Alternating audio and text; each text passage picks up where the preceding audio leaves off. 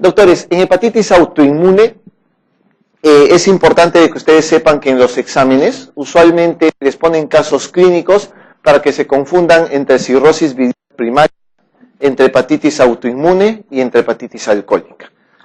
Revisen sus bancos, ustedes que les gusta banquear rico, pero ahora sí analizando y sin aprenderse de memoria las respuestas, porque entre el año 2006 y 2007 y 2008 hay un caso clínico que es igualito en edad, sexo, exámenes de laboratorio, solo les varían los anticuerpos nada más, una y otra cosa. Entonces los banqueadores han muerto con esa cosa. Tienen que leer un poco mejor eso, doctora.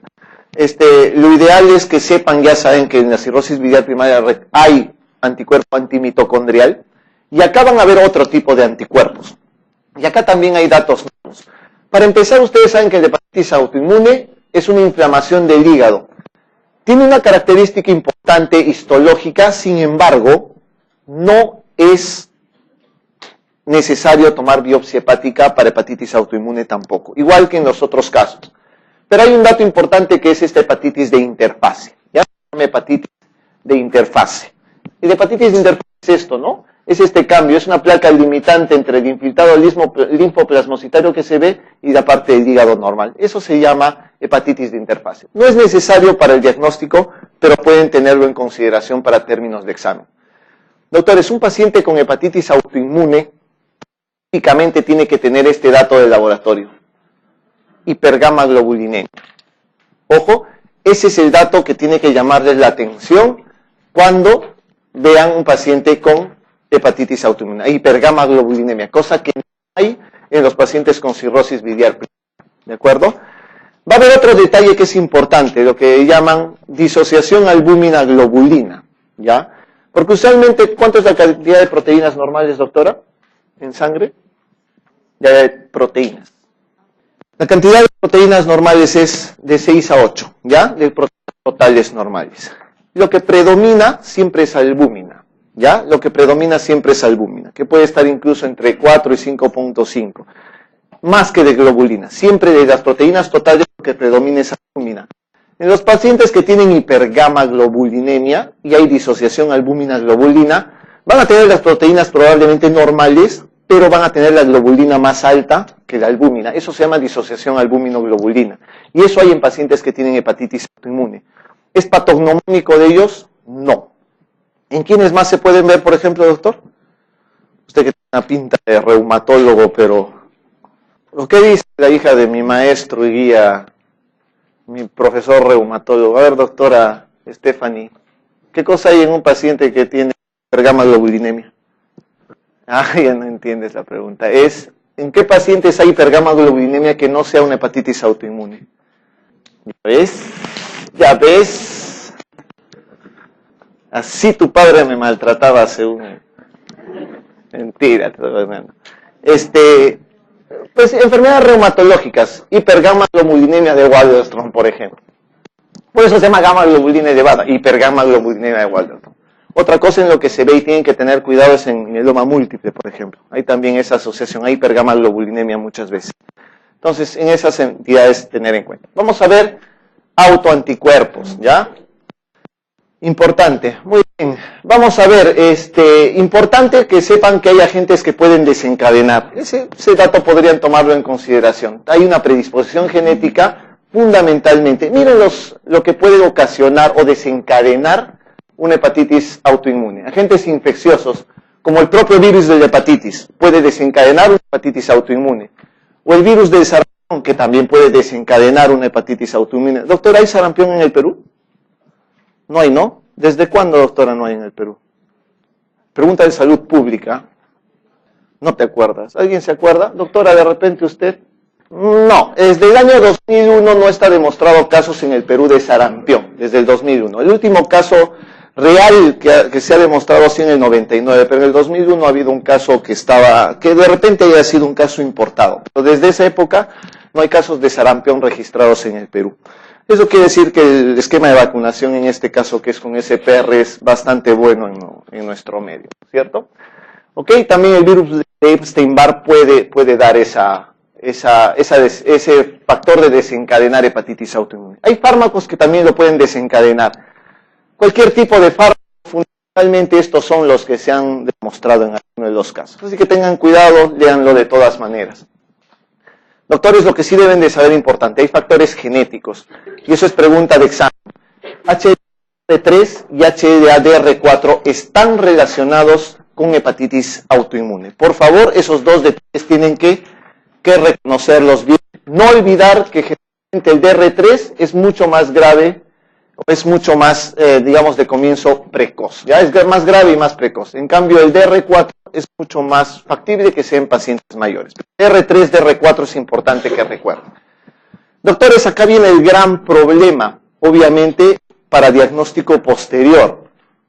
Recuerden que el anticuerpo antimitocondrial es el anticuerpo en cirrosis biliar primaria. Acá no deben confundirse con el anticuerpo antinuclear, el que se presenta en hepatitis autoinmune. Les ponen ANA o les ponen AMA. Y se dan cuenta que entre ANA y AMA hay una mucama de diferencia. Hay un montón de diferencia. No hay nada parecido entre una y otra cosa. ANA es una cosa y AMA es otra cosa. El antimitocondrial, cirrosis biliar primaria. El antinuclear es hepatitis autoinmune. ¿Estamos? Eso es lo primero que deben de aprender a diferenciar. La ventaja que tiene la hepatitis autoinmune es que no solo es ANA positivo, sino puede haber antimúsculo liso positivo, que es otro que deben de recordar. Antimúsculo liso. El anticuerpo antimúsculo liso positivo también puede verse en pacientes de hepatitis autoinmune. Y otro que deben recordar es este anti-LKM. Son estos tres los que realmente tienen que tenerlos ustedes en la cabeza para diagnóstico de hepatitis autoinmune. LKM significa liver, kidney, microsomal. ¿No? Es solamente LKM por ese motivo, porque es el antimicrosomal de hígado y riñón del tipo 1. Eso es importante que recuerden. Hay otros, no son muy importantes. Me interesa que recuerden estos tres, porque estos usualmente no suelen ser preguntados. Estos tres son importantes para el diagnóstico de hepatitis autoinmune, por favor. Entonces, esto muy, muy importante. Una cosa que ya deben de cambiar el chip y es otra cosa nueva. Ya para los que han llevado reumatología o los que han llevado gastro en el año de la pera, existía 3 tipos de hepatitis autoinmune hasta ese año. Ahora existe solo 2 tipos de hepatitis autoinmune.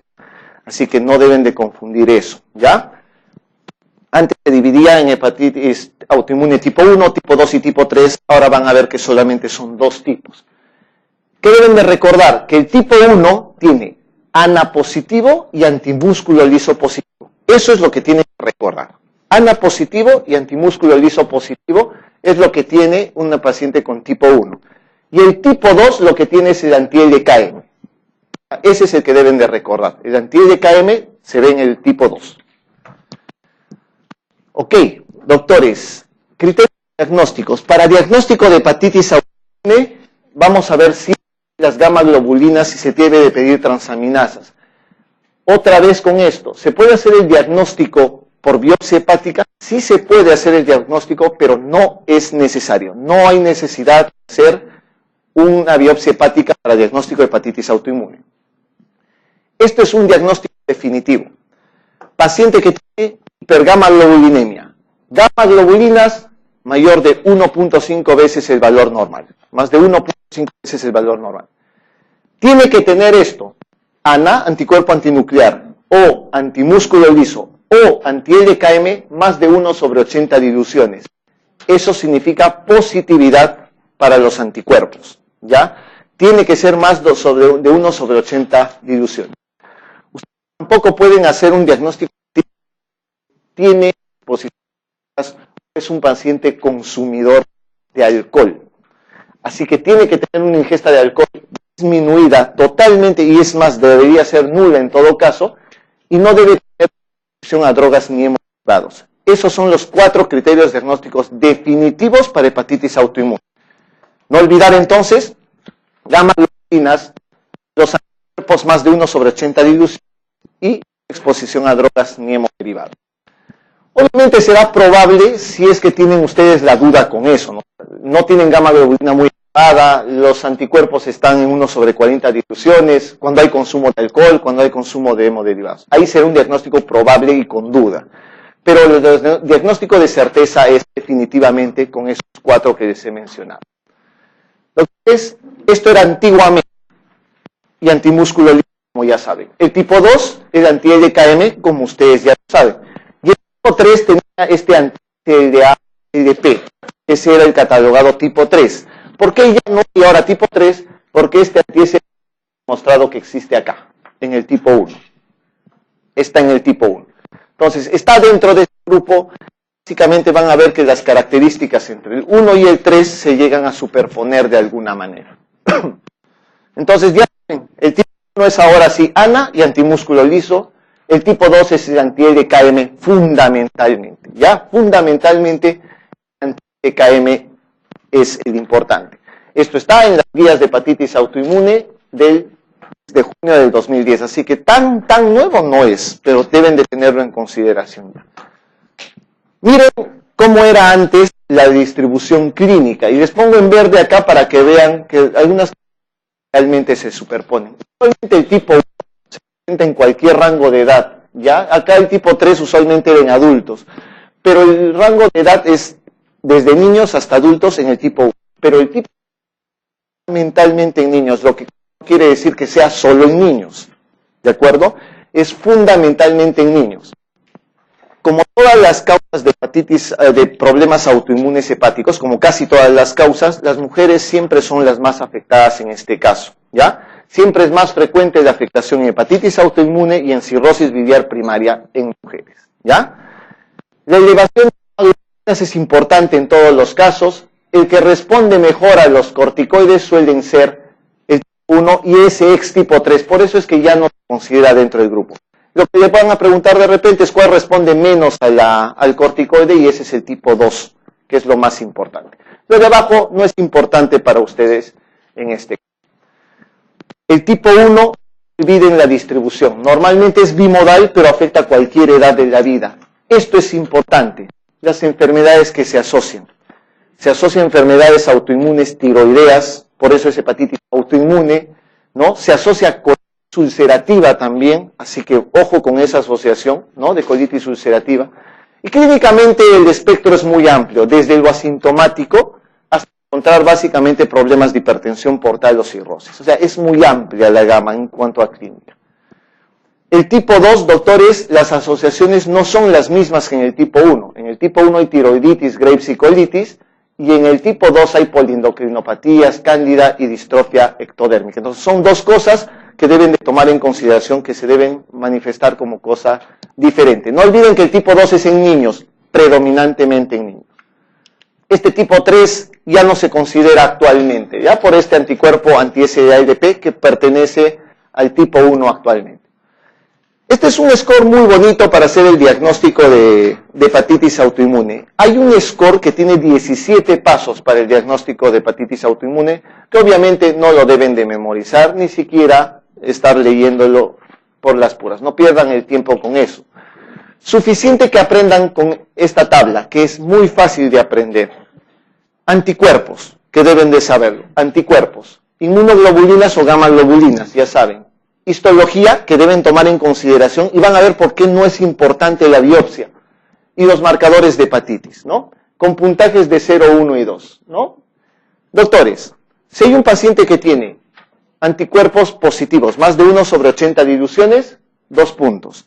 Si tienes inmunoglobulina más de 1.5 veces el valor normal, 2 puntos. Si tienes marcadores de hepatitis negativos, 2 puntos. No necesitas la biopsia, ¿por qué? Porque con más de 6 puntos el diagnóstico es definitivo. Tienes 2, 2 y 2 suficiente para el diagnóstico definitivo de hepatitis autoinmune. ¿De acuerdo? Solamente se necesita eso y esa tabla es muy fácil para que puedan aprender un diagnóstico de hepatitis autoinmune. ¿Cuándo se llama probable? Cuando tiene 5 puntos. ¿De acuerdo? Y es improbable que sea con 4 o menos. ¿Cuáles son los objetivos del tratamiento en una hepatitis autoinmune? Los mismos que en una cirrosis biliar primaria. Obviamente, que ese paciente no vaya a fibrosis, no vaya a cirrosis y no te haga un hepatocarcinoma final. Eso es, como en cualquier tipo de enfermedad hepática, siempre es mejorar eso y prevenir eso. Aliviar la sintomatología, mejorar la bioquímica. Pero el tratamiento, se preguntarán ustedes con qué es. Y acá está el tratamiento. Doctores, en cirrosis biliar primaria el tratamiento era ácido urso desoxicólico. En hepatitis autoinmune hay dos formas de tratar, ambas igual de exitosas, igual de efectivas. Uno es usar solo corticoides, solo prednisona. Por ejemplo, se da prednisona 60 miligramos la primera semana, luego se baja a 40 la segunda, se baja a 30 la tercera, se baja a 20 la cuarta. Solamente usando esto y teniendo un mantenimiento de dosis de corticoide, el tratamiento es exitoso para hepatitis autoinmune. El otro esquema de tratamiento es usar la prednisona, pero añadido a un inmunomodulador que se llama azathioprina. Es prednisona más azathioprina. Pero si van a dar la prednisona con la azathioprina, le disminuyen a la mitad la dosis de prednisona y la azathioprina siempre se mantiene a 50 miligramos por día. Esos son los dos esquemas de tratamiento. Usen el que ustedes prefieran, no hay ningún problema para eso. ¿Ya? No hay ningún problema, ambos son igual de efectivos. Esto no lo necesitan saber porque usualmente no preguntan, pero para que tengan en consideración. ¿Qué pasa si el paciente es resistente a prednisona, es resistente a azathioprina? Pueden utilizar ciclosporina, tracolimus, mofenilmico, fenolato, etc. Hay variantes de inmunomoduladores que se pueden utilizar. Si quieren, tienen la dosis ahí, no necesitan aprendérselo de memoria, pero tengan en consideración eso. Ya saben entonces los esquemas de tratamiento para uno y otro. Esto sí es muy importante. ¿Por qué es importante una cirrosis biliar primaria y una hepatitis autoinmune? Porque clínicamente ambas cosas pueden superponerse en laboratorio. Puedes tener la fosfatasa volando, puedes tener ANA-YAMA positivo de repente en alguno de los casos. Clínicamente a veces es muy difícil diferenciar una de la otra. Entonces eso se llamará síndrome de solapamiento o síndrome overlap. Ese es un síndrome overlap. ¿Qué significa? Que hay características clínicas tanto de cirrosis biliar primaria como de hepatitis autoinmune. Eso se llama síndrome overlap o síndrome de solapamiento. ¿Cuál es el tratamiento? Como no sabes qué dar, dale todo lo que encuentras, ¿no? Entonces le das tratamiento para cirrosis biliar y le das tratamiento para hepatitis autoinmune. Esa es la forma de tratar un síndrome de solapamiento o un síndrome overlap. Solo en este caso, si ustedes quieren ser académicos, pueden pedir una biopsia hepática para definir, ¿no? Una biopsia hepática, si le encuentras ductopenia, será CBP, y si encuentras hepatitis de interfase, le encontrarás una hepatitis autoinmune, ¿no es cierto? Pero a veces es difícil también de encontrar eso. Si no encuentras, dale el tratamiento para ambas cosas, ¿de acuerdo? Eso es una hepatitis autoinmune. ¿Está claro? ¿Sí? ¿Está fácil eso? Estas son enfermedades mucho más cortitas. Son solamente saber detalles importantes de cada una de ellas. La colangitis esclerosante, doctores, es la otra enfermedad autoinmune que tenemos. Hepatitis autoinmune, cirrosis biliar primaria y la colangitis esclerosante primaria. Por favor, no olvidar que la colangitis esclerosante, a diferencia de la autoinmune y la cirrosis biliar primaria, es en varones, ¿ya? Es en varones. 7 de cada 10 personas con colangitis esclerosante primaria son varones. ¿Cómo está definida? Porque hay inflamación, destrucción y fibrosis de los conductos biliares, pero en este caso, los conductos biliares que están afectados son intra y extrahepáticos. Van a ver esto. Esto es lo que quiero mostrarles. ¿Cómo es una colangitis esclerosante primaria? Es así, miren. Este es el colédoco, todo esto es el conducto colédoco, esta es la rama izquierda y esta es la rama derecha de las vías biliares intrahepáticas, ¿no? A partir de acá, para adentro es el hígado, a partir de acá es lo extrahepático. Extrahepático e intrahepático. ¿Qué significa entonces tener colangitis esclerosante? Esclerosis acá en el colédoco, esclerosis acá, esclerosis acá, esclerosis aquí, esclerosis aquí. Eso se llama colangitis esclerosante primaria, tanto intra como extrahepático. Piensen nada más, ¿qué clínica va a dar? Clínica de una colangitis, por eso se llama colangitis. Alejandra, ¿cuáles son los signos de una colangitis? ¿Por qué está conformada una colangitis? La triada de Charcot. ¿Cuáles son esos tres? Fiebre, dolor e ictericia, ¿cierto? Entonces eso puede presentar un paciente que tenga colangitis, la triada de Charcot. O en su caso, la pentada de Reynolds, que es que, mi querido Pedro, muy bien Pedro. ¿Qué fue, doctor? Exactamente. Es la tríada de Charcot. Fiebre, dolor, ictericia, asociada a dos cosas más que son shock y encefalopatía hepática. Muy bien, Alejandra. Ok. La epidemiología, entonces, epidemiológicamente tienen que tener en cuenta que es más frecuente en varones. La edad de presentación usualmente son varones de los 40 años aproximadamente. No olvidar la asociación de la colangitis esclerosante, que es fundamentalmente en colitis ulcerativa, ¿no? Igual que, ¿dónde? En la hepatitis autoinmune, ¿no es cierto? Miren cómo es la imagen nuevamente de una colangitis esclerosante. Esclerosis con dilatación. Esclerosis, dilatación. Esclerosis, esclerosis, esclerosis, esclerosis, ¿no? Y acá hay zonas de esclerosis mucho más marcadas. Eso se llama colangitis esclerosante. ¿Cuál es el diagnóstico? ¿Cómo harían el diagnóstico de una colangitis esclerosante? Piensen, a ver, ¿con qué se haría? El diagnóstico es totalmente imagenológico, si se dan cuenta. Pueden tomar biopsia, no es mandatorio, pero si quieren tomen, no hay ningún problema, les puede salir esa lesión, pero el diagnóstico es así, es imagenológico totalmente. Y el diagnóstico es básicamente hecho con una colangioresonancia, ¿no? Con una colangioresonancia. Para eso sirve la colangioresonancia. También puede ser por CEPRE, ¿no es cierto? No olviden que se puede pintar la vía biliar y hacer por CEPRE, ¿cierto? ¿Qué es una CEPRE, doctora? Pancreatografía retrógrada endoscópica, ¿no es cierto? Muy bien.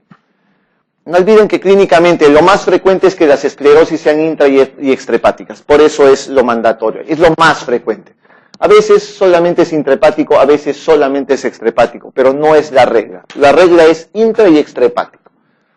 La biopsia, ya saben, no es mandatoria, pero a veces puedes encontrar esto que le llaman lesión en piel de cebolla, que dicen que es patognomónico, la verdad. Se pide tan poco y se ve tan poco que realmente no es muy importante.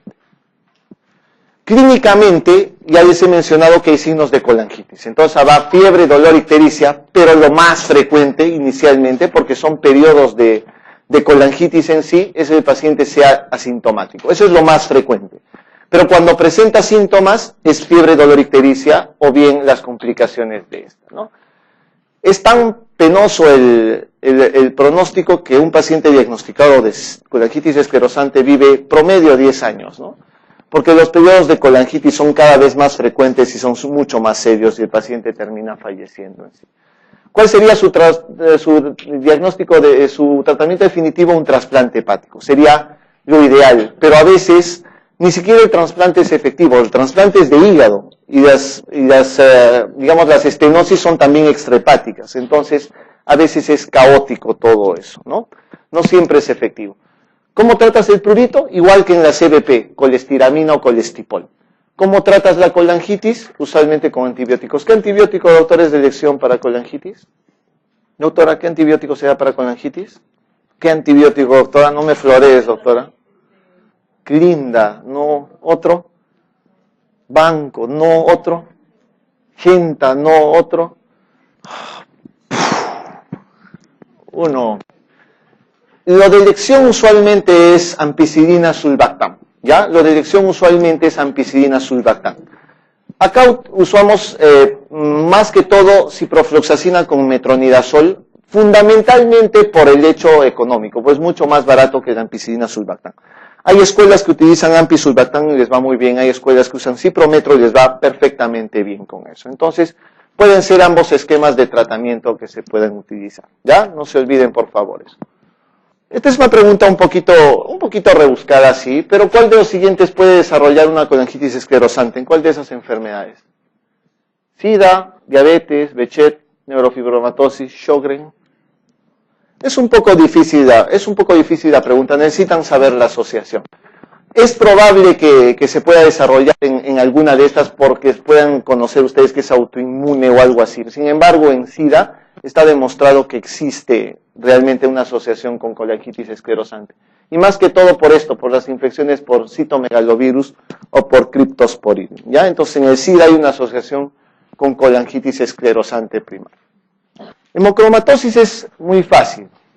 Sin embargo, no deben confundir nunca hemocromatosis con enfermedad de Wilson. ¿De acuerdo? Ese es el principal error que se comete, confundir hemocromatosis con enfermedad de Wilson. La hemocromatosis, doctores, es un acúmulo de hierro en el organismo.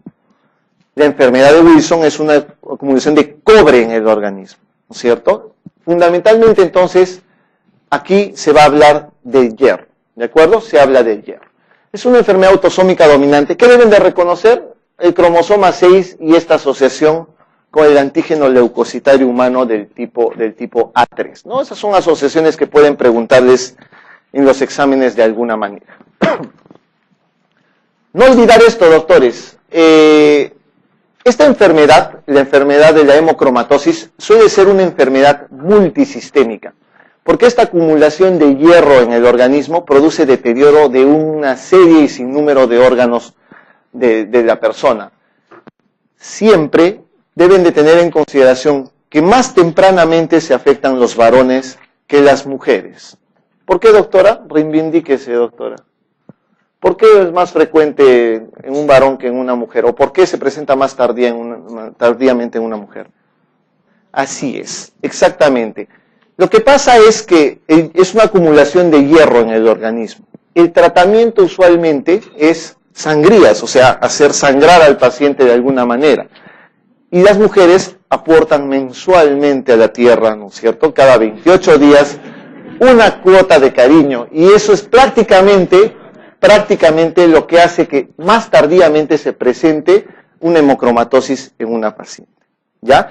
Justamente por el periodo de los ciclos menstruales, ¿no es cierto? Es por eso que es mucho más manifiesto siempre en los pacientes varones que en las mujeres. Puede haber problemas hepáticos, ojo que puede haber hepatomegalia, con o sin hepatomegalia, podría haber, pero hay dolor generalmente. En piel lo que hay es hiperpigmentación típicamente. En páncreas puede haber diabetes, en las articulaciones puede haber artropatía, en corazón sí es importante esta miocardiopatía hemocromatósica. Es decir, el hierro produce alteración cardíaca en algún momento y hay ese problema cardíaco. Para los varones con cuidado porque produce hipogonadismo hipogonadotrófico, ¿cierto? Entonces cuídense, por favor, si no quieren terminar en tiritos nada más. Y otras, obviamente, hay alteraciones letárgicas, neurológicas. Para que recuerden mejor, de repente, este gráfico. Un varón, generalmente un varón en edad promedio joven, ¿no? Hepatomegalia, no olviden la alteración pancreática que es la diabetes, no olviden que hay problemas en pituitaria, por eso hay hipogonadismo hipogonadotrófico, no olviden la miocardiopatía que hay por la hemocromatosis, la artrosis y la hiperpigmentación cutánea. Son detallitos que deben tomar en cuenta. Es una enfermedad entonces multisistémica por la acumulación de hierro. En el laboratorio, obviamente, lo que van a encontrar fundamentalmente es un índice de saturación de transferrina elevada. Doctora, ¿para qué es qué es la ferritina y qué es la transferrina? A ver, doctora, ¿qué es la ferritina y qué es la transferrina? Así es, la transferrina es un transportador de hierro, ¿no es cierto? Por eso es que como hay mucho hierro, la saturación está mucho más elevada. Y la ferritina es la acumulación de hierro hepático. También estará elevado porque hay mucho hierro en el organismo. Índice de saturación elevada, ferritina elevada. O se puede hacer esta prueba con deferroxamina. ¿Qué es la deferroxamina, doctora? Es un quelante de hierro. Ese es el nombre, es un quelante de hierro. Por consiguiente, es uno de sus tratamientos, ¿no es cierto? El tratamiento más importante es la deferroxamina. ¿Se hace biopsia hepática? No se hace usualmente, pero si se hace el diagnóstico es definitivo, ¿no? Hacen un diagnóstico definitivo cuando se cuantifica el hierro en la biopsia hepática. Se puede cuantificar el hierro en la biopsia hepática. Tratamiento, no olvidar, deferroxamina. Es el tratamiento que se debe dar, o se debe hacer flebotomías, ¿no? Empezar a sacarle más o menos 500 centímetros cúbicos de sangre 2 veces por semana a un paciente, ¿no? O lo tiran a una tina de sanguijuelas y que las sanguijuelas hagan el trabajo ahí de chuparle la sangre, obviamente. Y el trasplante hepático podría ser definitivo. Trasplante hepático es definitivo para los pacientes que no pueden ser manejados de alguna manera. La enfermedad de Wilson, ¿ya? La enfermedad de Wilson. Les he mencionado que la hemocromatosis es fundamentalmente la acumulación de hierro, y en este caso se habla de una acumulación de cobre en el organismo, que también tiene características bien importantes, ¿no es cierto?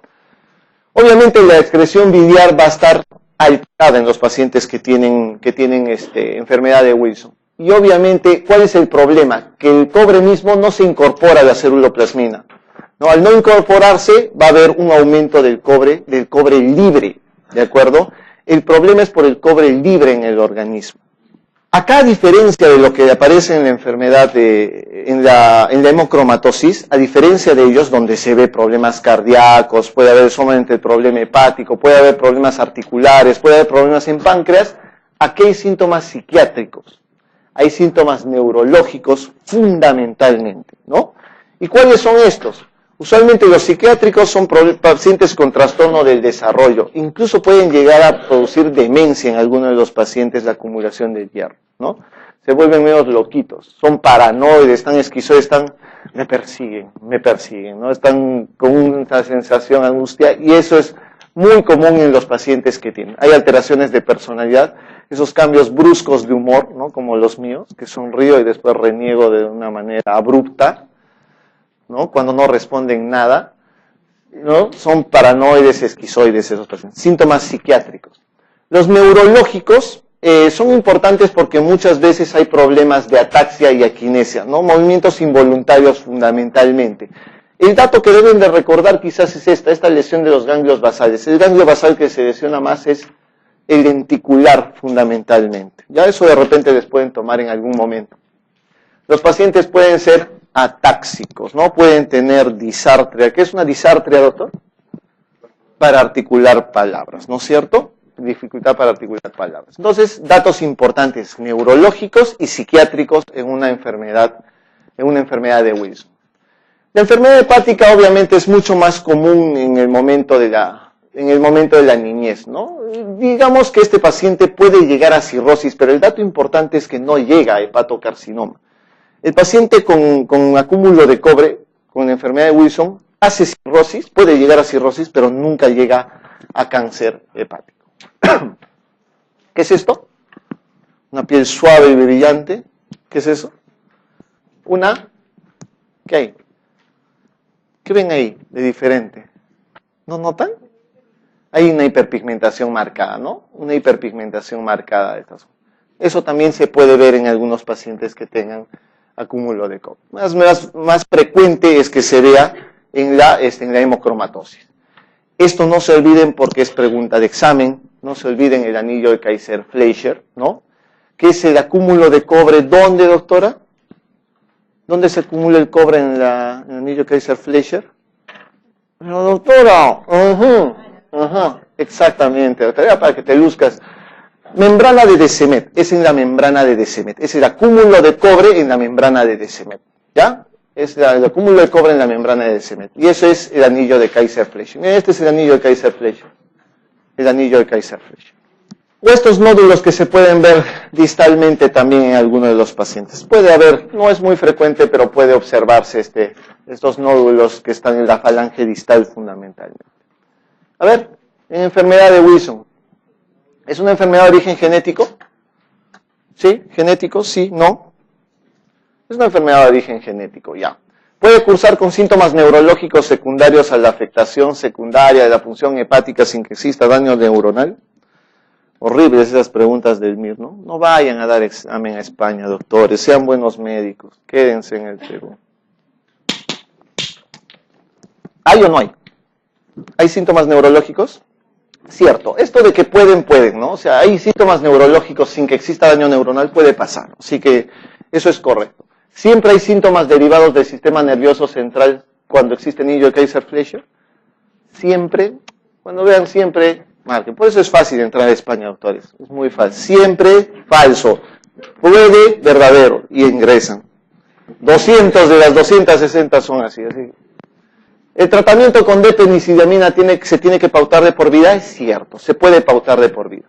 El diagnóstico de certeza se obtiene detectando niveles de ceruloplasmina menos de 20 miligramos por día. Eso es cierto. Ya ese es un dato importante que deben de marcar. Esa es una forma de diagnóstico. Junto con anillos de Kaiser-Fleischer, son ayuda diagnóstica de todas maneras. La manera de diagnóstico es esta. Cuidado que se confundan porque acá hay datos muy importantes. Doctores, la ceruloplasmina está disminuida. Recuerden, ceruloplasmina menos de 20 miligramos. ceruloplasmina disminuida.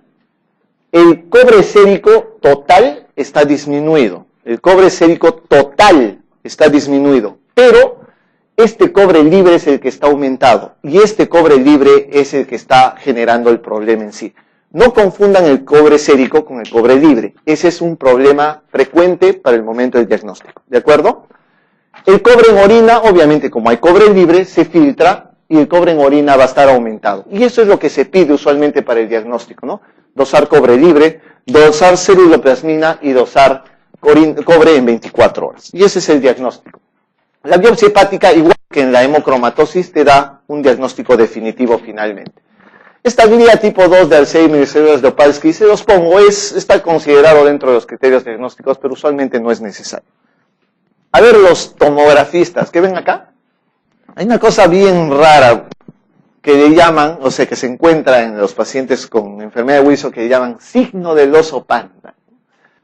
Busquen en su CTO, lean pues si quieren el CTO, el signo del oso panda. Eso es lo que se encuentra, dice, por una acumulación acá del cobre en los ganos. Dice que hay un oso panda ahí, sin comentarios. Signo del oso panda, ¿ya? Para que vean, solamente es porque les aparece el comentario, el signo del oso panda. Alucinen nomás con el oso panda. El tratamiento, por favor, recuerden que en el caso de la hemocromatosis es deferroxamina. Acá se utiliza depenicillamina y eso es otra cosa que no deben confundirse. Para cobre es depenicillamina, ¿de acuerdo? Una alternativa se utiliza esta trientina, pero el tratamiento de elección es depenicillamina. Pueden utilizar lo demás, el sulfato de zinc o tetramiomolibdato de amonio. Pero acá lo importante que recuerden es depenicillamina. El trasplante hepático es una alternativa como todo problema hepático finalmente. Acá van a ver una gama de patologías. Van a ver una serie de patologías que voy a tratar de resaltarlas puntualmente. Por acá hay aproximadamente 3, 6, 11 patologías, de las cuales quiero que recuerden puntualmente una y otro detalle nada más. Esta tabla me interesa que la recuerden para que se puedan ubicar en algún momento en tiempo y espacio y no estén volando en la mitad del tema, ¿de acuerdo? Para empezar, hay tumores hepáticos, porque acá vamos a hablar de lesiones de hígado, pero son lesiones de hígado no malignas, ¿no? No voy a tocar hepatocarcinomas, son no malignas. Hay originadas en los hepatocitos, hay otras que son de origen biliar y hay otras que son de origen mesenquimal. ¿Cuáles quiero que recuerden hoy? En de origen de los hepatocitos, acuérdense de la hiperplasia nodular focal. Ese es importante. Segundo, van a acordarse del adenoma hepatocelular. Son los dos primeros que debemos saber bien. En las de origen biliar, van a ver este quiste simple, que es importante. Y en el origen mesenquimal deben aprender muy bien lo que es el hemangioma. ¿De acuerdo? Son los primeros generalmente de cada grupo. Doctores, pregunta 200 del examen para su ingreso, ¿no? La última, la que define. ¿Cuál es el tumor sólido benigno más frecuente de hígado? De todos esos, ¿cuál les parece? No se vaya, pues, todo justo cuando le iba a preguntar. Ok, doctora, ¿cuál es el tumor sólido más benigno más frecuente? Adenoma, no. Sí, te faltan 10. ¿Otro? La respuesta es esta, es el hemangioma cavernoso, ¿de acuerdo? Es el hemangioma. El hemangioma es el tumor hepático benigno más frecuente. ¿Se acuerdan ayer de eso, no es cierto? Eso hemos visto ayer precisamente, un hemangioma cavernoso. No con usted, estaba hablando con un grupo que rota conmigo en el hospital, no se preocupe. El hemangioma cavernoso es ¿cómo se llama? Es el tipo, digamos, el tumor hepático benigno más frecuente. La otra pregunta que les van a hacer es, ¿cuál es el segundo tumor hepático benigno más frecuente? ¿Cuál será? ¿Adenoma? No, doctores. El segundo es la hiperplasia nodular focal. ¿Ya? Entonces, son preguntas de examen que les van a hacer concretamente. ¿Cuál es el más frecuente hemangioma? ¿Cuál es el segundo más frecuente? La hiperplasia nodular focal. La otra pregunta que les van a hacer, y no deben de confundir, es ¿cuál es la lesión quística más frecuente de hígado? Porque una cosa es tumor sólido, otra cosa es tumor quístico. ¿Cuál es el quístico más frecuente, doctora? Exactamente, el quiste simple. Y esto ustedes van a ver frecuentemente. Seguramente más de uno de ustedes ha visto una ecografía que da, no sé, una tía, una abuelita o algún paciente con quistes hepáticos. Dice, doctor, me voy a morir, tengo quistes. ¿Eso es cirrosis? ¿Es maligno? Pues no. Pero frecuentemente van a ver que el quiste simple es, digamos, la lesión quística más frecuente. Doctores, hay algo que quiero mencionar en general. Si yo les pregunto cuál es el tumor sólido más frecuente, es el hemangioma, ¿de acuerdo? El sólido. Eso no entra en el grupo, obviamente, de los quistes simples. Si les pregunto cuál es la lesión ocupativa más frecuente de todas, o sea, estoy incluyendo tumores y quistes, lo más frecuente es el quiste simple. El quiste simple se lleva de largo a cualquier tipo de estos tumores en sí. Pero las preguntas de examen van dirigidas a decir si es sólido o es líquido, ¿ya? Tumor sólido, entonces hemangioma. Tumor quístico, quiste simple. Lesión en general ocupativa de hígado, el quiste simple, ¿de acuerdo? Eso es importante que recuerden. Sin más, vayamos entonces a ver los de origen de hepatocitos. Vamos a ver primero la hiperplasia nodular focal, que les había dicho que es el segundo tumor sólido más frecuente. Doctores, acuérdense siempre, problemas hepáticos son problemas predominantemente femeninos, ¿de acuerdo? Predominantemente femeninos. Y las lesiones tumorales benignas de hígado son mucho más frecuentes en mujeres siempre, ¿ya? Siempre mujeres son las más afectadas y son mujeres en edad joven, ¿de acuerdo? Mujeres en edad fértil. La mayoría de estos tumores suelen ser asintomáticos. La gran mayoría suelen ser asintomáticos. Solo son sintomáticos cuando son muy grandes realmente. Este de acá, la hiperplasia nodular focal, se cree que tiene cierta relación con los anticonceptivos orales, el consumo. Por eso es más frecuente en mujeres. Pregunta entonces. A ver, doctora, ¿cuál es el tumor sólido benigno que se asocia más frecuente a anticonceptivos orales? No, doctora, no es la hiperplasia nodular focal. La respuesta es el adenoma. Este se asocia a anticonceptivos orales, pero el que más se asocia y el que está muy relacionado a anticonceptivos orales es el adenoma, que es el segundo que vamos a ver. Entonces, mucha atención, porque se cree que tiene receptores estrogénicos, ¿de acuerdo?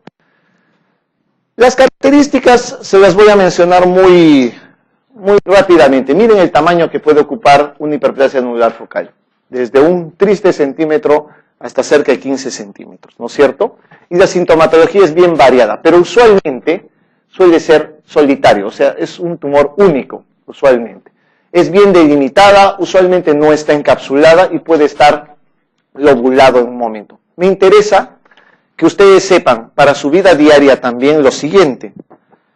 Doctores, cada vez que ustedes tengan una lesión, un paciente con una lesión ocupativa en el hígado, ¿qué es lo primero que deben de pedir como método de detección? Porque la mayoría obviamente es imagenológico, no es muy clínico. ¿Qué es lo primero que deben de pedir?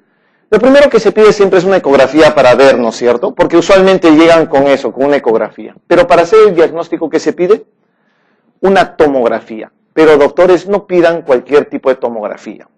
El tipo de tomografía que se pide es una tomografía contrastada, sí, pero se pide trifásica o dinámica, se llama eso, ¿ya? Es una tomografía contrastada, trifásica o dinámica. ¿Por qué? Porque tiene que tener una fase arterial, tiene que tener una fase venosa y tiene que tener una fase tardía o portal final. Van a ver lo importante que es eso para diagnosticar las lesiones y se los voy a demostrar ahora con algunos ejemplos.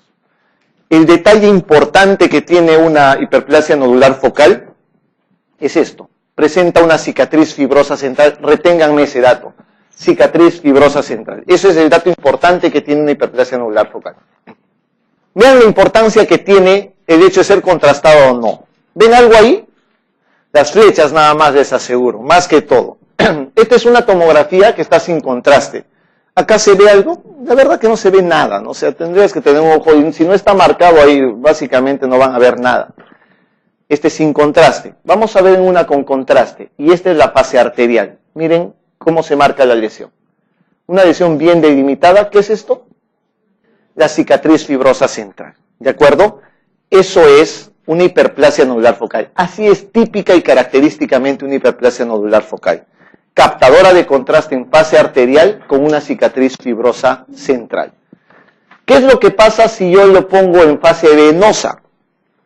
En fase venosa, obviamente esa captación de contraste que había en fase arterial se vacía y solamente va a haber captación discretamente periférica y siempre con la cicatriz fibrosa central. ¿De acuerdo? ¿Y qué pasa si lo veo en fase tardía? Prácticamente desaparece, pero hay una hipoatenuación solamente de la parte central. Por consiguiente, ¿en qué fase se ve mejor la hiperplasia nodular focal? En una fase arterial. Y esa es la fase en la que deben de hacer el diagnóstico. Hasta ahí chévere, pero dice, ¿para qué entonces pido solo arterial, no es cierto? No, pidan trifásica porque van a ver los ejemplos siguientes, sobre todo el ejemplo final que van a tener acá.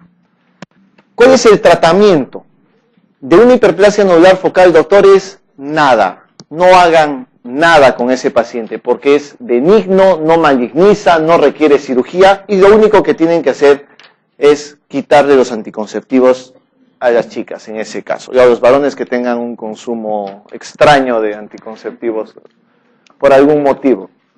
Pero básicamente es suspender eso, no puede mejorar, esto no va a malignizar jamás, tranquilos con eso. A pesar de ser una lesión ocupativa que puede asustar, no pasa nada, es una hiperplasia nodular focal, no hay problema. Vamos con el adenoma.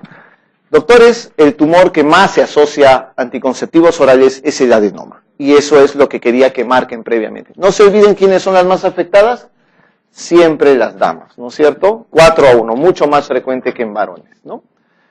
Este tiene la peculiaridad, a diferencia del otro, la peculiaridad de sangrar. Tiene la peculiaridad de tener cierta tendencia de sangrado.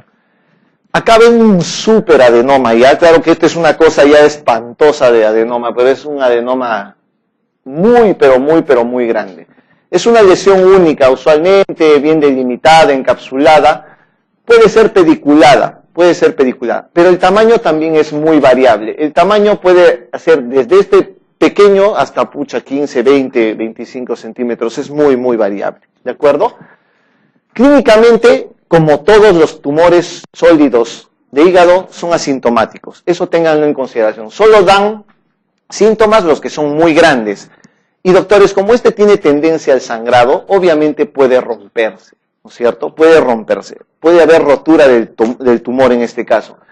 En este caso, solamente debe ser tratamiento quirúrgico. Si se rompe el tumor, tienes que operar sí o sí, de todas maneras, ¿no?